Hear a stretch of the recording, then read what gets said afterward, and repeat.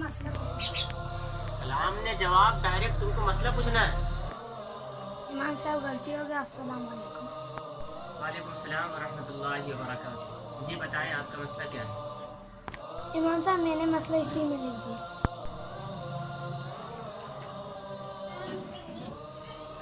ہاں اچھا، آپ بیٹھ جائیں۔ آپ نے پوچھا ہے کہ امام صاحبین، شیخین اور طرفین کون کون تھے۔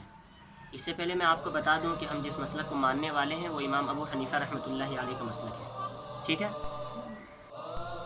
تو امام ابو حنیفہ رحمۃ اللہ علیہ کے 2 شاگرد تھے، ایک کا نام امام ابو یوسف تھا اور ایک کا نام امام محمد تھا، جو آگے چل کر بہت بڑے امام بنے۔ تو امام ابو حنیفہ رحمۃ اللہ علیہ کا جب انتقال ہو گیا تو ان کے بعد امام ابو یوسف رحمۃ اللہ علیہ ان کی جگہ پر بیٹھے اور امام ابو یوسف رحمۃ اللہ علیہ بچوں کو پڑھانے لگے۔ اب ذرا دیکھیے، امام ابو حنیفہ بھی استاد بنے ہیں اور امام ابو یوسف بھی استاد بنے ہیں، لہذا یہ دونوں استاد ہونے کی وجہ سے ان دونوں کو شیخین کہا جاتا ہے، ٹھیک ہے؟